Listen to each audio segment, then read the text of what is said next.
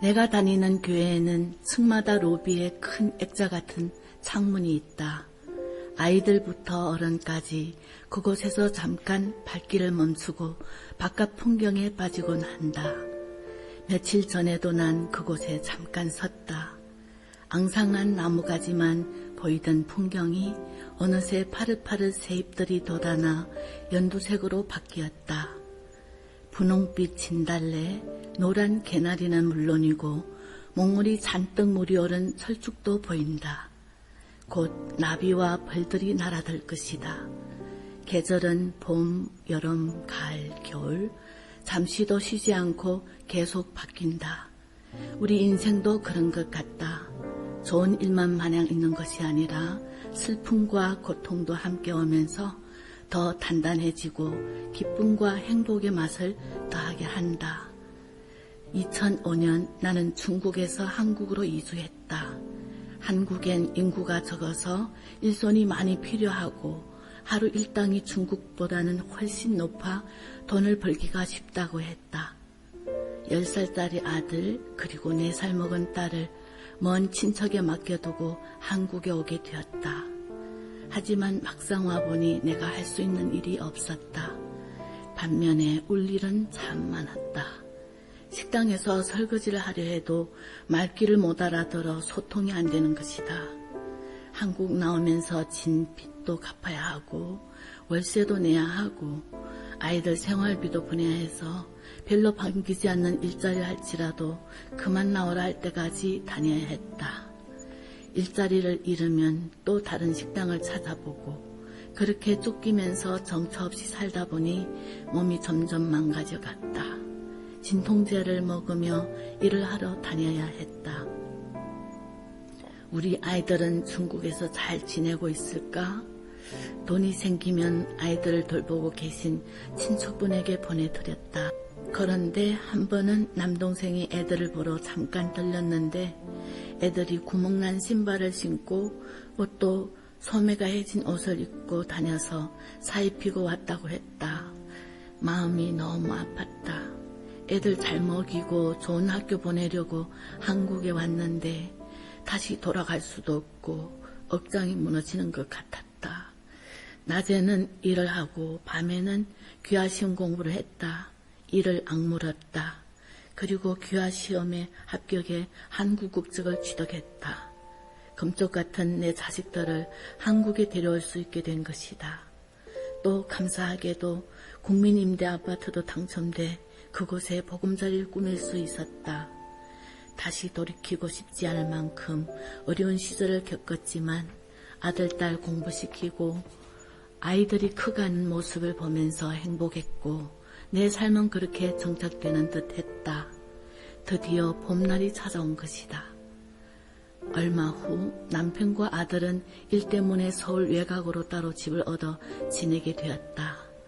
곧이어 딸도 그곳으로 가면서 한동안 나는 혼자 지냈다. 편하고 자유로웠다. 일만 하며 살았는데 어느새 내가 하고 싶은 봉사도 하며 가끔 남편과 아이들이 사는 집에 가서 집안을 살피고 정리해주곤 했다. 그러던 어느 날, 그날도 여느 때와 마찬가지로 남편과 아이들 집에 반찬을 해주러 갔는데 문이 잠겨 있었다. 비밀번호도 바뀌고 아예 들어갈 수 없게 되어버렸다.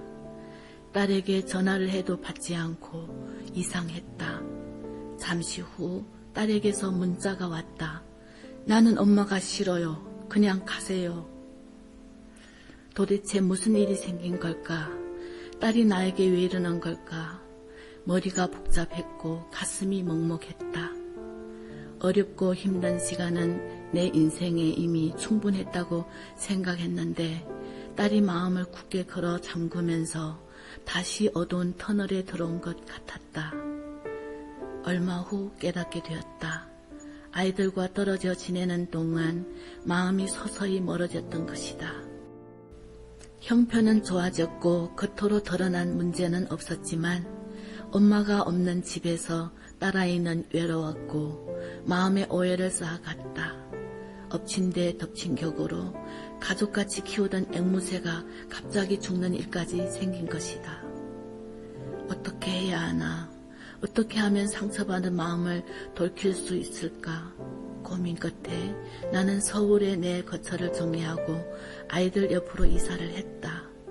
내 생활 터전은 서울이었지만 모든 것을 정리하고 일단 몸의 거리를 좁히는 게 중요하다고 생각했다. 막상 가까이 다가가 보니 그동안 내가 살피지 못했던 아이들의 상처가 보였다.